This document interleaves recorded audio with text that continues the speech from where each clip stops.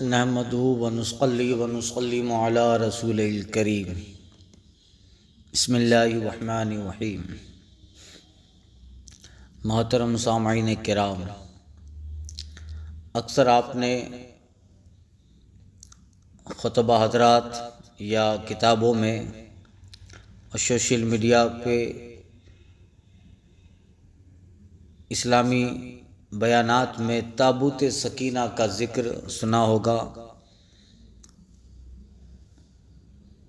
آج یہ بتانا ہے کہ تابوت سکینہ ہے کیا۔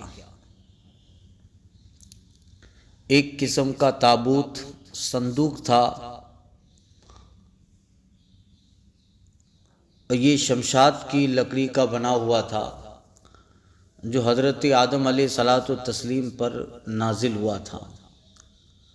یہ صندوق آپ کی آخری زندگی تک آپ کے پاس رہا، پھر بطور میراث یکے بعد دیگرے آپ کی اولاد کو ملتا رہا، یہاں تک کہ یہ حضرت یعقوب علیہ السلام کو ملا اور آپ کے بعد آپ کی اولاد یعنی بنی اسرائیل کے قبضے میں رہا۔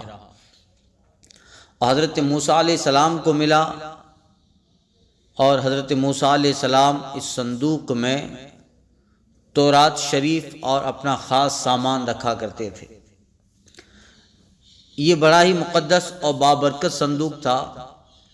بنی اسرائیل جب کفار سے جہاد کرتے اور کفار کے لشکروں کی کثرت اور ان کی شوکت کو دیکھ کر سہم جاتے اور ان کے سینوں میں دل دھڑکنے لگتے تو وہ اس صندوق کو اپنے آگے رکھتے، تو اس صندوق سے ایسی رحمتوں اور برکتوں کا ظہور ہوتا کہ مجاہدین کے دلوں میں سکون اور اطمینان کا سامان پیدا ہو جاتا، اور مجاہدین کے سینوں میں لرزتے ہوئے دل پتھر کی چٹانوں سے زیادہ مضبوط ہو جاتے۔ اور جس قدر صندوق آگے بڑھتا، آسمان سے نصر من اللہ و فتح قریب کی بشارت عظمیٰ نازل ہوا کرتی، اور بنی اسرائیل کو فتح مبین حاصل ہوا کرتی۔ بنی اسرائیل میں جب کوئی اختلاف پیدا ہوتا تو لوگ اس صندوق سے فیصلہ کرواتے۔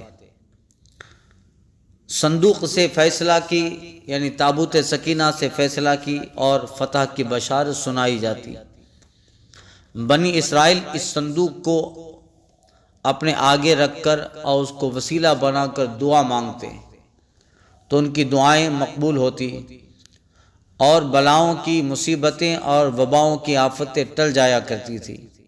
الغرض یہ صندوق بنی اسرائیل کے لیے تابوت سکینہ یعنی برکت اور رحمت کا خزینہ اور نصرت خداوندی کے نزول کا نہایت مقدس اور بہترین ذریعہ تھا۔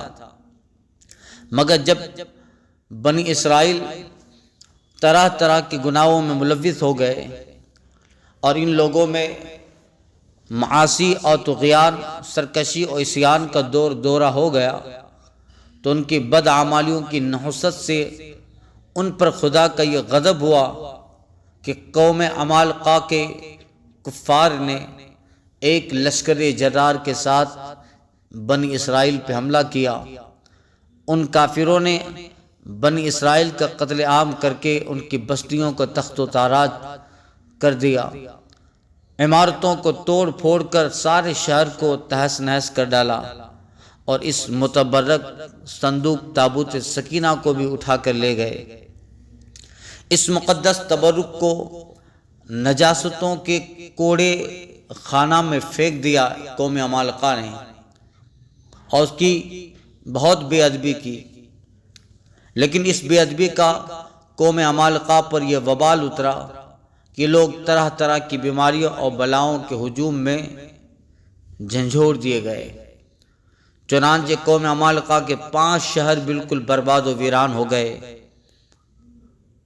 یہاں تک کہ ان کافروں کو یہ یقین ہو گیا کہ یہ صندوق رحمت کی بے ادبی کا عذاب ہم پر پڑ گیا ہے۔ تو ان کی آنکھیں کھل گئی، اور ان لوگوں نے اس مقدس صندوق کو ایک بیل گاڑی پر لاد کر ان بیلوں کو بنی اسرائیل کی بستیوں کی طرف ہانک دیا۔ یعنی پورا صندوق جو تھا جس میں تبرکات تھے، ایک بیل گاڑی میں لاد کر اس بیل کو اس بستی کی طرف اس کا رخ کر دیا جس بستی کی طرف بنی اسرائیل رہا کرتے تھے۔ پھر اللہ تعالیٰ نے 4 فرشتوں کو مقرر فرمایا جو اس متبرک صندوق کو بنی اسرائیل کے نبی حضرت شمویل علیہ السلام کی خدمت میں لائے۔ اس طرح پھر بنی اسرائیل کی کھوئی ہوئی نعمت دوبارہ ان کو مل گئی، اور یہ صندوق ٹھیک اس وقت حضرت شمویل علیہ السلام کے پاس پہنچا جبکہ حضرت شمویل علیہ السلام نے طالوت کو بادشاہ بنایا تھا، اور بنی اسرائیل طالوت کی بادشاہی تسلیم کرنے پہ تیار نہیں تھے، اور یہی شرط ٹھہری تھی کہ صندوق آ جائے، تابوت سکینہ آ جائے تو ہم طالوت کی بادشاہی قبول کر لیں گے۔ چنانچہ صندوق آ گیا اور بنی اسرائیل طالوت کی بادشاہی پر رضامند ہو گئے۔ یہ سارے واقعات تفاسیر کی کتب، تفسیر کی کتابوں، تفسیر ساوی، تفسیر روح البیان وغیرہ میں درج ہیں۔ اب تابوت سکینہ، اس میں کیا کیا تبرکات رکھے تھے؟ فرمایا جاتا ہے اس میں حضرت موسیٰ علیہ السلام کا عصا، آپ کی مقدس جوتیاں، حضرت ہارون علیہ السلام کا عمامہ، حضرت سلیمان علیہ صلاۃ والتسلیم کی انگوٹھی، تورات کی تختیوں کے چند ٹکڑے، کچھ من و سلوہ، اس کے علاوہ حضرات انبیاء کرام علیہم الصلاۃ والتسلیمات کی صورتوں کے حلیے وغیرہ سامان اس صندوق میں موجود تھے۔